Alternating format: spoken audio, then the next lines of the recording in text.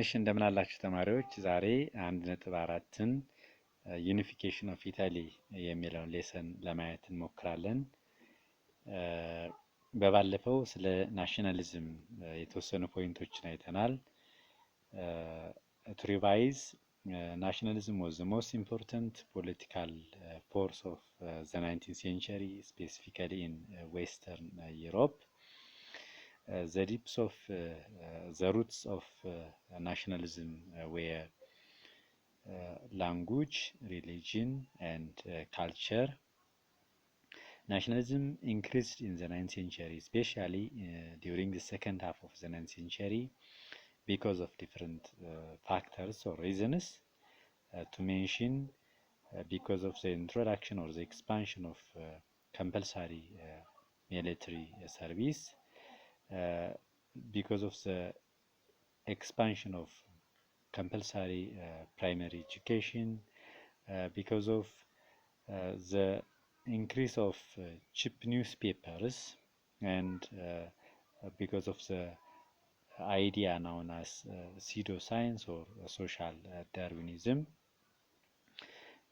As well, we have seen some features of nationalism, especially during 1880s to 1940.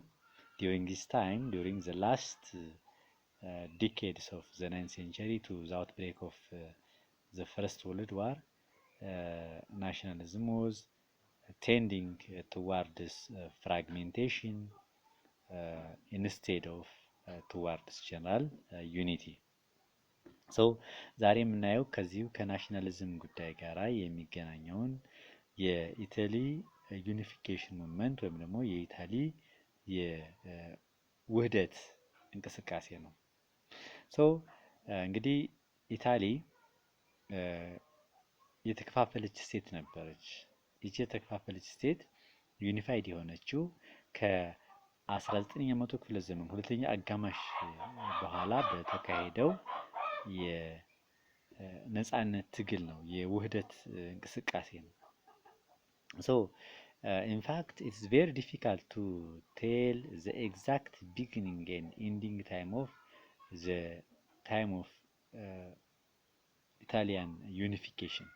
የኢታሊ ዩኒፊኬሽን መቼ እንደጀመረ መቼ ደግሞ እንዳከተመ በትክክል ለማወቅ ያስቸግራል። ሆኖም ግን the Italian unification was started specially at the Congress of Vienna.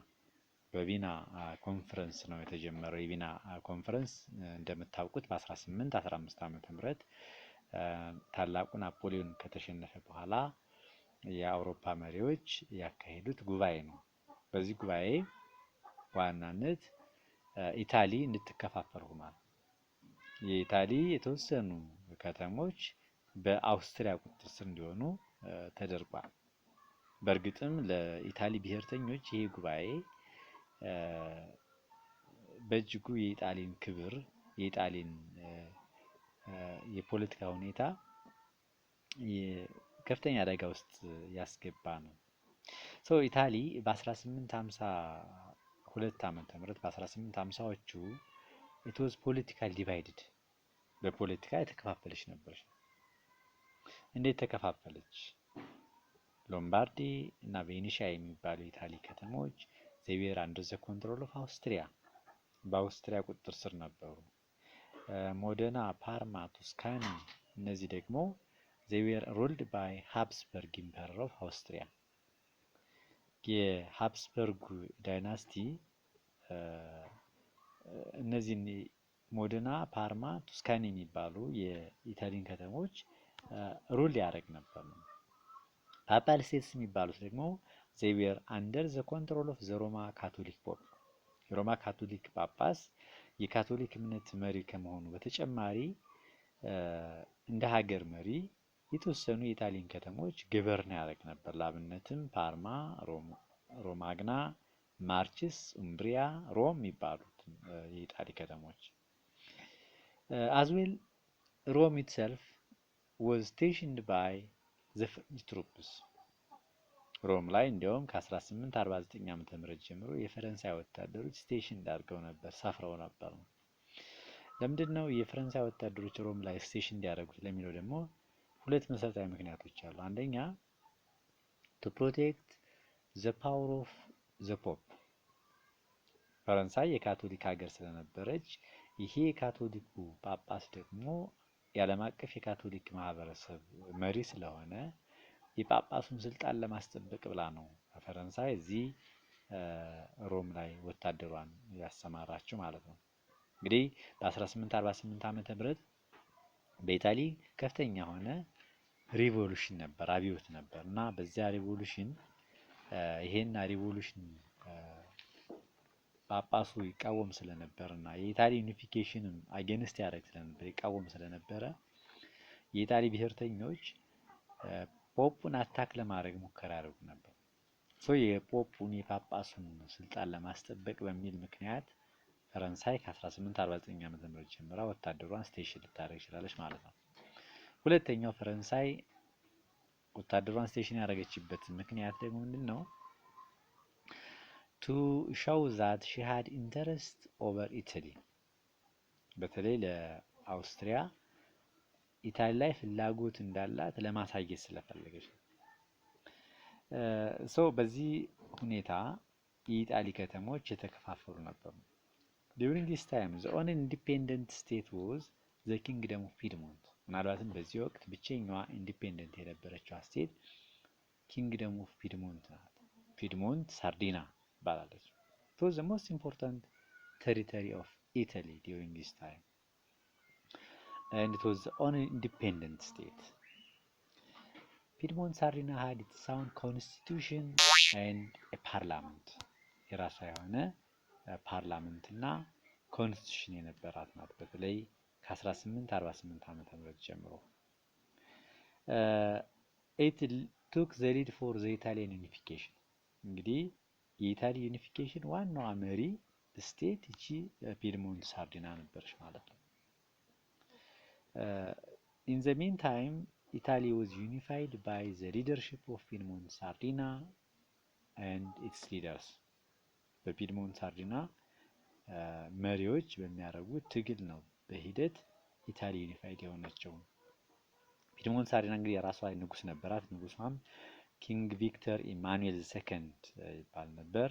በሂደትም ደግሞ ጠቅላይ ሚኒስትርም ነበራት። ያም ካቦር ነው። እንግዲህ የኢታሊ ዩኒፊኬሽን መሰረታዊ ፕሮብሌሞች ምን ናቸው? ኦብስታክልስ ፎር ዘ ዩኒፊኬሽን ኦፍ ኢታሊ። ኢታሊ አንድ እንዳትሆን መሰረታዊ ችግሮች ምን ናቸው ስንል አንደኛ ዘ ፓወር ኦፍ አውስትሪያ ነው። አውስትሪያ had domination over many Italian city states። በቀጥታም ሆነ በተዘዋዋሪ አውስትሪያ በተለያዩ የኢጣሊ ከተሞች ላይ ተጽዕኖ ነበራት። ፍራንስ እንደዚሁ፣ ስፔንም እንደዚሁ ለኢታሊ ዩኒፊኬሽን መሰናክሎች ነበሩ። ሌላኛው ዘ ዊክነስ ኦፍ ናሽናል ሴንቲሜንት ነው። ደካማ ብሔራዊ አመለካከት፣ የብሔርተኝነት ስሜት መቀዛቀዝ ለኢታሊ ዩኒፊኬሽን እንቅስቃሴ አንዱ መሰናክል ነው። በሶስተኛ ደረጃ የሮማ ካቶሊክ ጳጳሳት ዜቨር አጌንስት ዘ ዩኒፊኬሽን ኦፍ ኢታሊ። የሮማ ካቶሊክ ጳጳሳት የኢታሊን ውህደት አንድነት አይፈልጉም ነበር። ምክንያቱ ደግሞ ምንድነው? ኢታሊ አንድ ከሆነች እነሱ የሚያስተዳድሩትን ግዛት ሊያጡ ስለሚችሉ ፊሪንግ ሉዚንግ ዜር አውቶሪቲ ዘ ሮማ ካቶሊክ ፖፕስ ዌር ኦልዌይስ አጌንስት ዘ ዩኒፊኬሽን ኦፍ ኢታሊ። ደንቃራዎች ብቻ አልነበሩም ለኢታሊ ዩኒፊኬሽን የነበሩት፣ ወይም ደግሞ መሰናክሎች ብቻ ሳይሆን ጥሩ አጋጣሚዎችም ነበሩ። ፌቨራብል ፋክተርስ ፎር ዘ ዩኒፊኬሽን ኦፍ ኢታሊ ምን ናቸው? አንደኛ ዲፕሎማቲክ አይሶሌሽን ኦፍ አውስትሪያ አፍተር ዘ ክሪሚያን ዋር። ዲፕሎማቲካሊ አውስትሪያ አይሶሌት መሆኗ ከክሪሚያ ጦርነት በኋላ። እንግዲህ የክሪሚያ ጦርነት በዋናነት በራሽያ እና በኦቶማን ተርኪ የተካሄደ ጦርነት ነው ከ1855 ከ1856 ዓመተ ምህረት። በዚህ ጦርነት በኋላ አውስትሪያ ዲፕሎማቲካሊ አይሶሌት ተደርጋለች። ይሄ ለኢታሊ ዩኒፊኬሽን አንድ ጥሩ አጋጣሚ ነው። ሌላኛው ዘ ሪቫልሪ ቢትዊን ፍራንስ ኤንድ አውስትሪያ፣ በፈረንሳይ እና በአውስትሪያ መካከል ሽኩቻ መኖሩ እንዲሁ ለኢታሊ ዩኒፊኬሽን ጥሩ አጋጣሚ ነው ማለት ነው። ኦፍ ኮርስ የኢታሊ ዩኒፊኬሽን እንዲህ ዝም ብሎ በቀላሉ አልመጣም። ብዙ ሰዎች ብዙ መስዋዕትነት ከፍለውበታል። ለአብነት ለኢታሊ ዩኒፊኬሽን ከፍተኛ የሆነ ትግል ካካሄዱ ሰዎች መካከል ለመጥቀስ አንደኛው ካሚሎ ካቮር ነው። ካቮር ማን ነው? ሂ ዋዝ ዘ ፕራይም ሚኒስትር ኦፍ ፒድሞንት ሳርዲና። ለኢታሊ ዩኒፊኬሽን ኒኩለስ የነበረችዋ ማዕከል የነበረችዋ የፒድሞንት ሳርዲና ፕራይም ሚኒስትር ነው። ይሄ ሰውዬ he was considered to be the architect of Italian unification from above።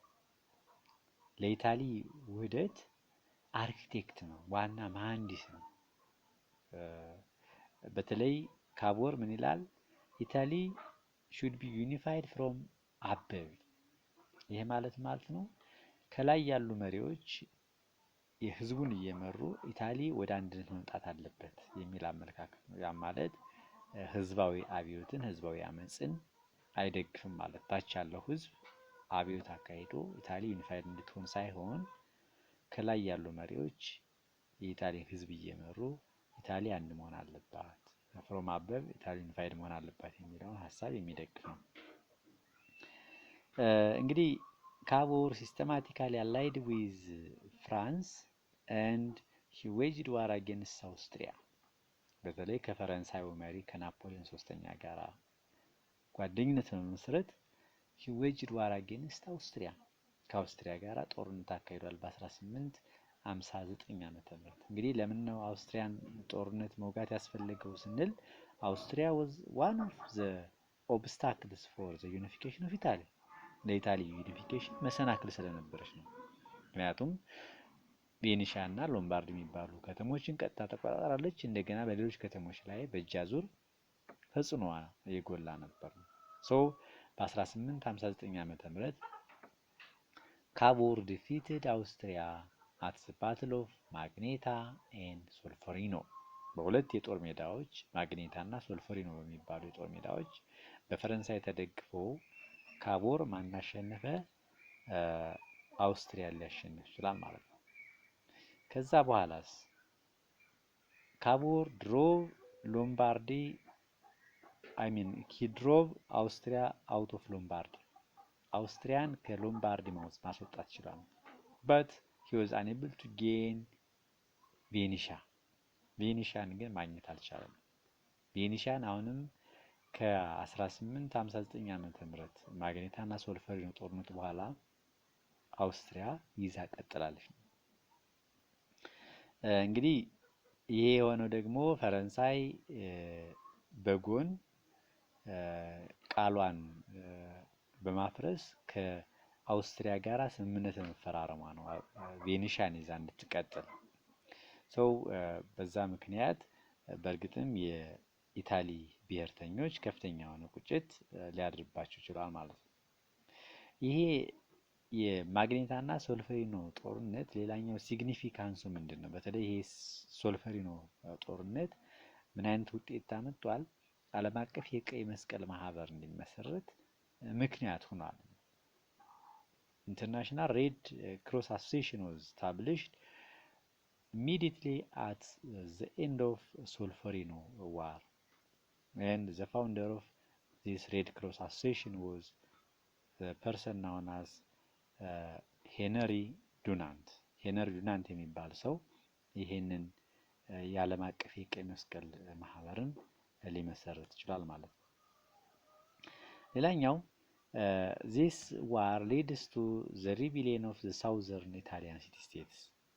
ከዚህ ጦርነት በኋላ በሳውዘርን ኢታሊያ ሲቲ ስቴትስ የነበሩ ህዝቦች እና ስቴቶች ሪቮልት በማካሄድ ወደ ፒድሞንት ሳርዲና ሊቀላቀሉ ይችላል ማለት ነው።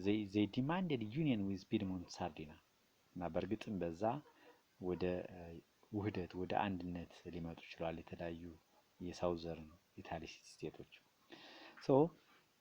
ካቮር በእርግጥም ብዙ አስተዋጽኦ ነው ያበረከተው ለኢታሊ ዩኒፊኬሽን። ሌላኛው ጊዩሴፔ ጋሪባልዲ ነው ሁለተኛው ለኢታሊ ዩኒፊኬሽን ከፍተኛውን ሚና የተጫወተው። ይሄ እንግዲህ ጊዩሴፔ ጋሪባልዲ he led the rebellion of the Italian people in ሳውዘርን ኢታሊ ፓርቲኩላርሊ ኢን ሲሲሊ ኤንድ ናፕልስ እና ሲሲሊ ላይ የነበረውን የህዝብ አመጽ በመምራት ከፍተኛ የሆነ ሚና የተጫወተ ፓትሪዮት ወይም ደግሞ አርበኛ ነው የጊዩሴፔ ጋሪባልዲ።